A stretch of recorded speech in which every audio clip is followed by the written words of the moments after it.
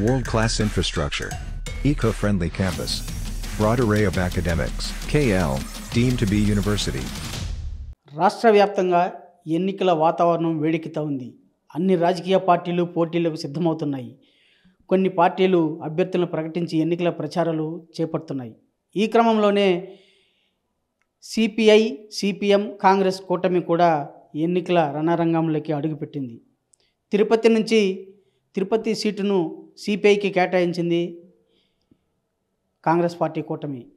ఈ కాంగ్రెస్ పార్టీ కూటమిలో భాగంగా సిపిఐ తరఫున తిరుపతి నుంచి మురళి సిపిఐ తరఫున పోటీ పడుతున్నారు.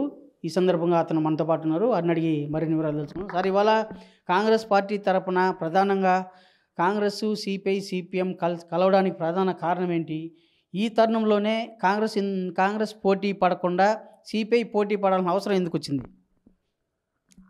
ఈరోజు కాంగ్రెస్, సిపిఐ, సిపిఎం, ఆమ్ ఆద్మీ పార్టీ, ఆర్పిఐ రాజకీయ పార్టీలన్నీ కూడా దేశంలో ఒక కూటమిగా ఏర్పాటు జరిగింది.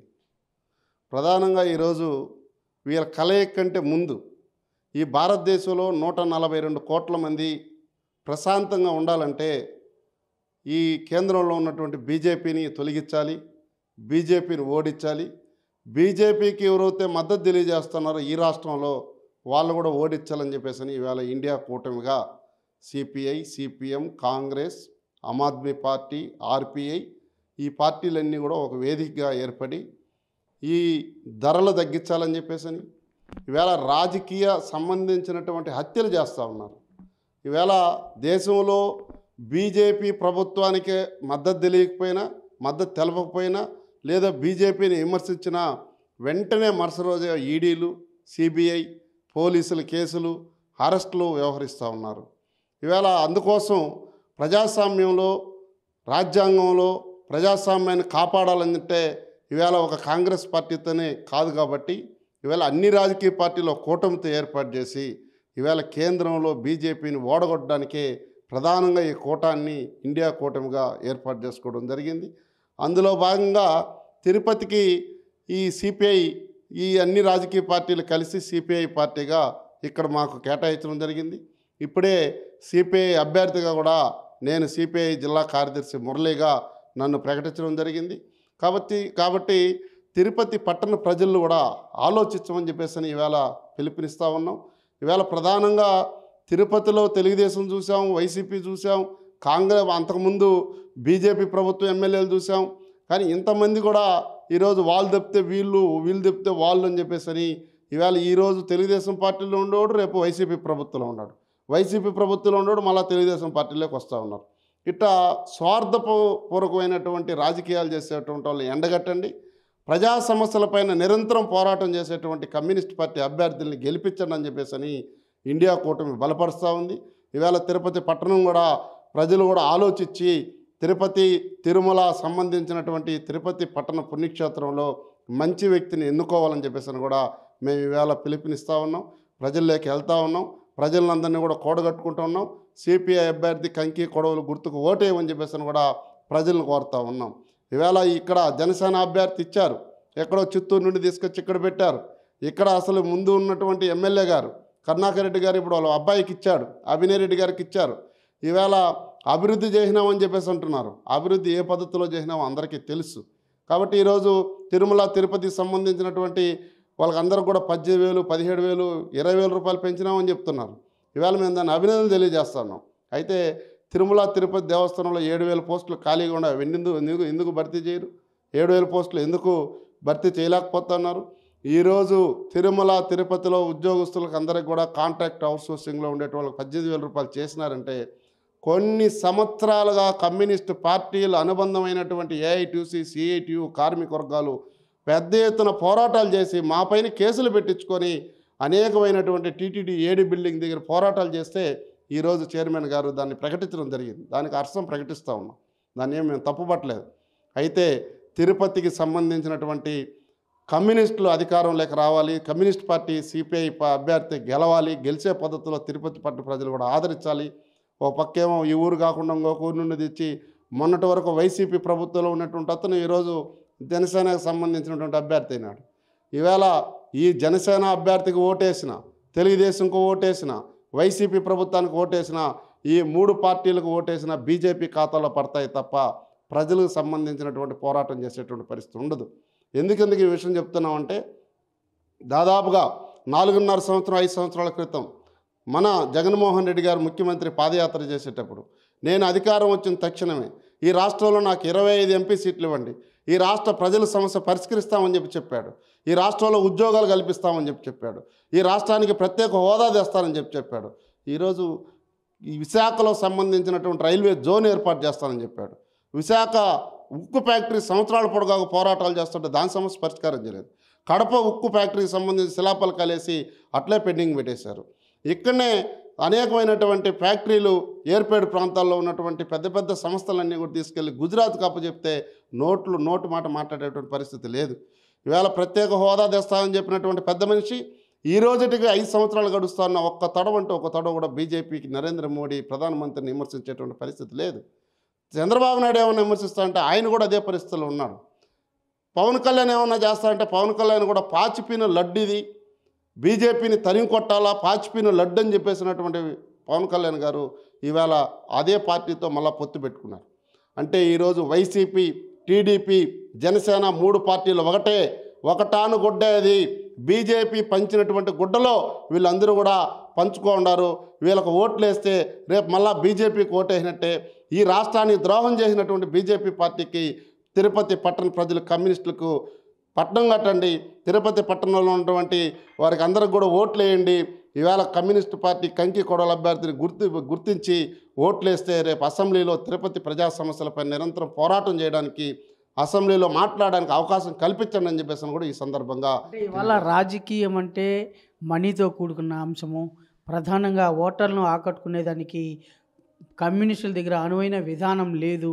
కేవలం ఓట్ బ్యాంక్ రాజకీయానికి అవగాహన లేనటువంటి కమ్యూనిస్టులు ఇవాళ ఏ విధమైన ప్రజలను ఆకట్టుకునే విధానంతో ముందుకెళ్తారు? ఈరోజు కమ్యూనిస్టులు దాదాపు 100 సంవత్సరాల చరిత్రలో పోరాటాలు చేస్తూ ఉన్నాయి.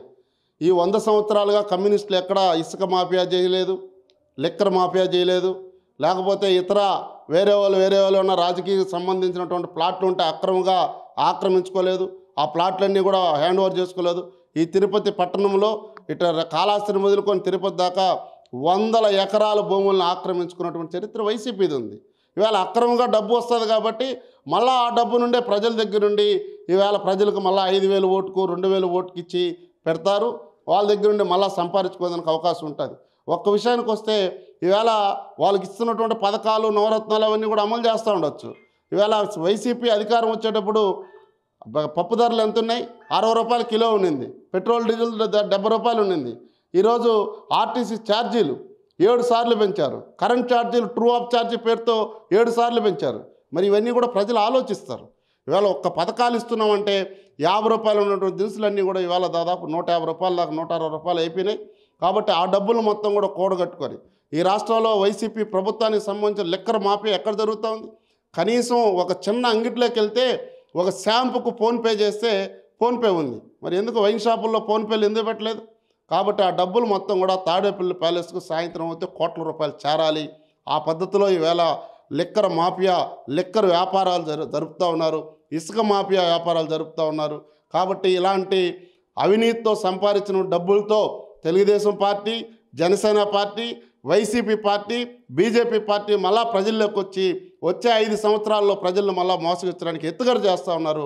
కాబట్టి డబ్బు లేనటువంటి పార్టీ, ఈవేళ ప్రజా సమస్యలపై నిరంతరం పోరాటం చేసేటువంటి పార్టీ, ఈ తిరుపతి పట్టణంలో అనేకమైనటువంటి పేదలకు ఇళ్ల స్థలాలు ఇచ్చినటువంటి పార్టీ, తిరుపతి పట్టణంలో రౌడీజానికి వ్యతిరేకంగా పోరాటం చేసినటువంటి పార్టీ, భూములు పంచినటువంటి పార్టీ, ఈ పార్టీకి ప్రజలు మొత్తం కూడా కంకణం కట్టి ఈవేళ కమ్యూనిస్టు పార్టీ అభ్యర్థి మురళి కంకి కొడవలు గుర్తుకు ఓటేయాలని చెప్పేసి ఈవేళ పిలుపునిస్తూ ఉన్నాం. అంటే నిన్నటి వరకు ప్రతిపక్షంలో ఉంటూ టీడీపీ, సిపిఐ, సిపిఎం అన్నీ కలిసి ప్రభుత్వ పక్ష విధానాలపై పోరాటం చేసినటువంటి పార్టీలు ఇవాళ సపరేట్గా ఇండివిజువల్గా పోటీ చేయడం వల్ల ఏ పార్టీకి ఓట్ బ్యాంకు తగ్గే అవకాశం ఉందని భావించవచ్చు?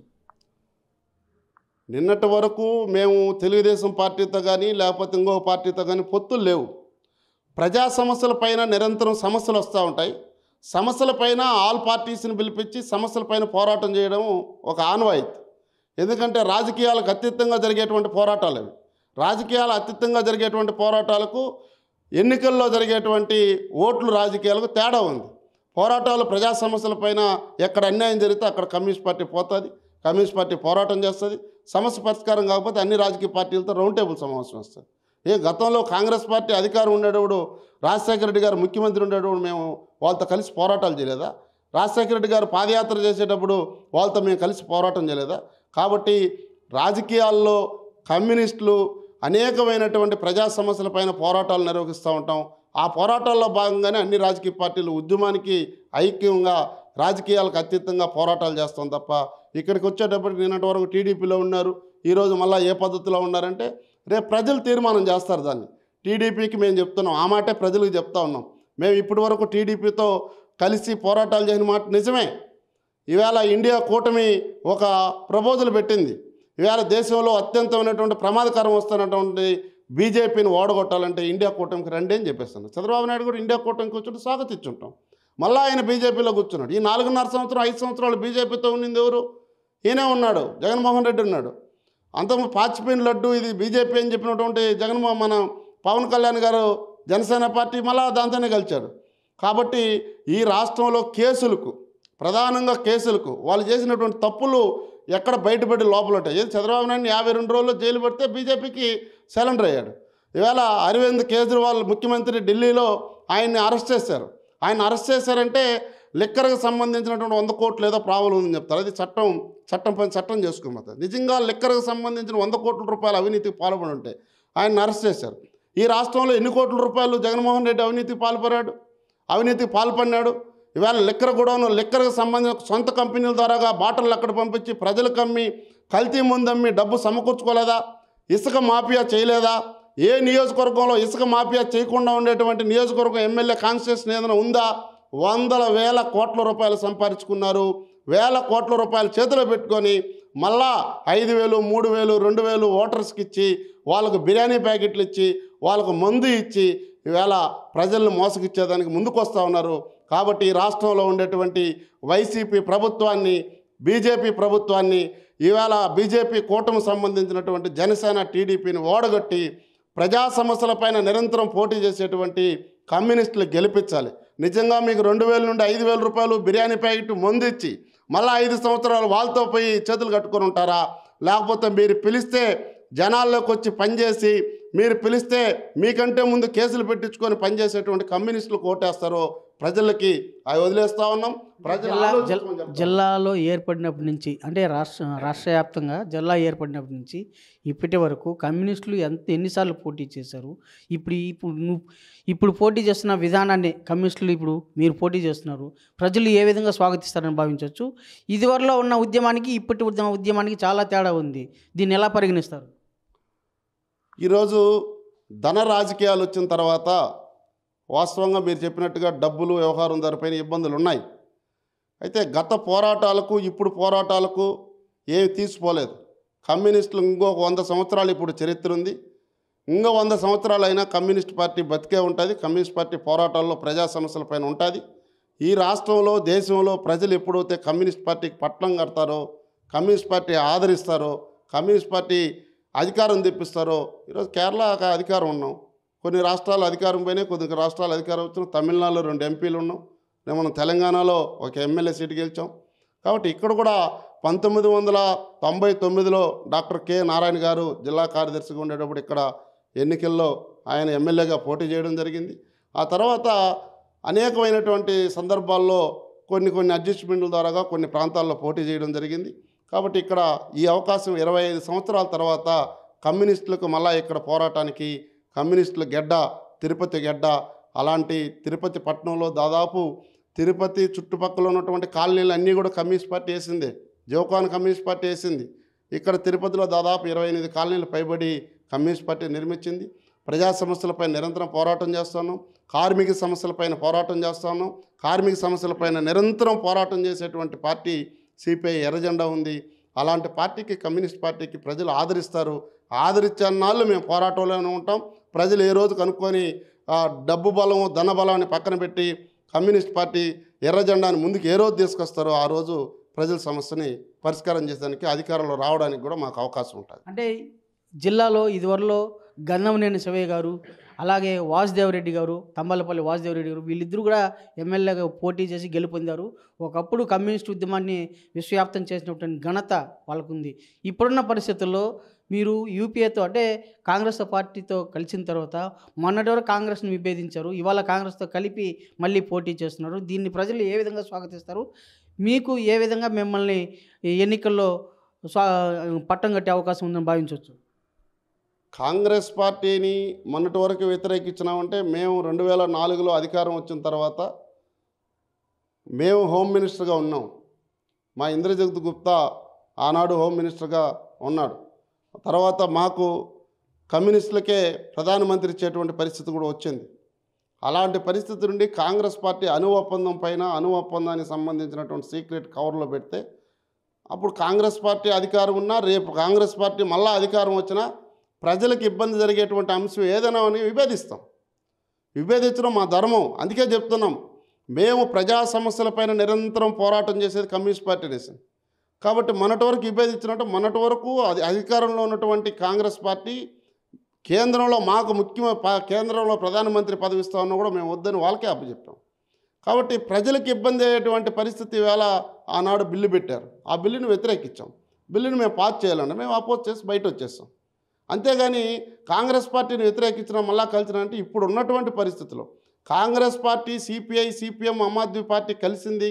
వాళ్ళు ఇన్ని రోజులు దూరంగా ఉన్నారు, ఇప్పుడు ఎందుకు కలిసినారంటే ఈరోజు కలవడానికి ప్రధాన కారణం ఏమిటంటే ఈ దేశంలో నరేంద్ర మోడీ పాలన పోవాలి, ఈవేళ ధరలన్నీ కూడా తగ్గించాలి, ప్రభుత్వ ఆస్తులన్నీ కూడా ప్రైవేటీకరణ చేస్తూ ఉన్నారు, రాజకీయాల్లో హత్య చేస్తూ ఉన్నారు, రాజకీయాల్లో ఉన్నటువంటి అందరినీ కూడా తీసుకుపోయి జైల్లో పెడతా ఉన్నారు.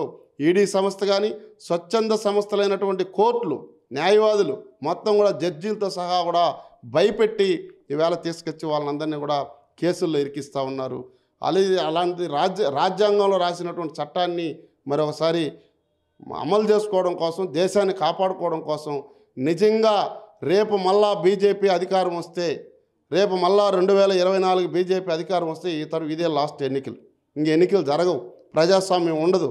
ఆనాడు ఏదైతే రాజ్యాంగం డాక్టర్ అంబేద్కర్ గారు రాసినటువంటి రాజ్యాంగాన్ని మొత్తం కూడా తిరగరాయడానికి సంసిద్ధం చేసి పెట్టుకున్నారు.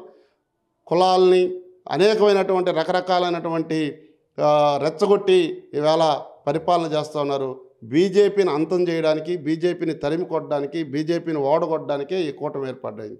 ఓకే, ఇవాళ మీరు అభ్యర్థిగా పోటీ చేస్తున్నారు. తిరుపతి ప్రజలకు ఏ విధమైన హామీ ఇస్తున్నారు? మీ యొక్క మేనిఫెస్టో ప్రధాన అంశాలు ఏముంటాయి? మా యొక్క మేనిఫెస్టో అభ్యర్థిగా పోటీ చేస్తూ ఉన్నాం. మా రాష్ట్ర పార్టీ కార్యదర్శి 1-2 రోజుల్లో మేనిఫెస్టో కూడా రెడీ అయింది. ఇంకా కొన్ని అడ్జస్ట్మెంట్ సీట్లు ఉన్నాయి. కొన్ని 8 సీట్ల దాకా ఓకే అయింది. ఇంకొక 2-3 సీట్లు Congress party, Aam Aadmi party, CPM, CPI party మధ్య చర్చలు జరుగుతూ ఉన్నాయి. ఆయన అనౌన్స్ చేసిన తర్వాత మేనిఫెస్టో కూడా ఈ నెల రంజాన్ తర్వాత 11 కానీ 12 కానీ రాష్ట్ర పార్టీ కార్యదర్శి అనౌన్స్ చేస్తారు. దాన్ని ప్రజల్లోకి తీసుకెళ్ళి ఇంప్లిమెంట్ చేయడానికి ఇప్పటికే కాంగ్రెస్ పార్టీ మేనిఫెస్టో కూడా ఆల్రెడీ ఆర్టీసీ బస్సులు ఉచితమని కానీ, గ్యాస్ సంబంధించిన సంవత్సరానికి 3-4 సిలిండర్లు ఉచితంగా ఇస్తామని చెప్పి కానీ రకరకాలైనటువంటి పెద్ద ఉన్నారు. కాబట్టి కమ్యూనిస్టులు ఇచ్చేటువంటి మేనిఫెస్టో, సిపిఐ, సిపిఎం అన్ని రాజకీయ పార్టీల కూటమి అభ్యర్థులకు సంబంధించినటువంటి కూటమిగా అన్ని రాజకీయ పార్టీలు మేనిఫెస్టో విడుదల చేస్తాం, కలిసే చేస్తాం. అది 2-3 రోజుల్లో రాష్ట్ర పార్టీ రాష్ట్ర అధ్యక్షుడు సరిమలమ్మ గారు అందరూ కలిసి దీన్ని ఏర్పాటు చేస్తాం. రాజకీయాలకు అతీతంగా ప్రజలకు అండగా ఉంటూ నిత్యం పోరాటంతో ఉన్నటువంటి ప్రజలతో మమేకమైనటువంటి పార్టీ కమ్యూనిస్ట్ పార్టీ. అలాంటి పార్టీ ఇవాళ ఎన్నికలకి సన్నద్ధమై అభ్యర్థులు పోటీ చేస్తున్న తరంలో ప్రజల్లో కూడా నమ్మకాన్ని మరింత బలపరుస్తూ తమను ఆదరిస్తారని చెప్పి కమ్యూనిస్టు పార్టీ నాయకులు విశ్వసిస్తున్నారు. వీడియో జర్నలిస్ట్ ఎల్లైతో రవి, RTV తిరుపతి. మరిన్ని వీడియోస్ కోసం ఛానల్ ని సబ్స్క్రైబ్ చేయండి. లేటెస్ట్ అప్డేట్స్ కోసం వాట్సాప్ ఛానల్ ని ఫాలో చేయండి. అండ్ లింక్ డిస్క్రిప్షన్ లో ఉంది.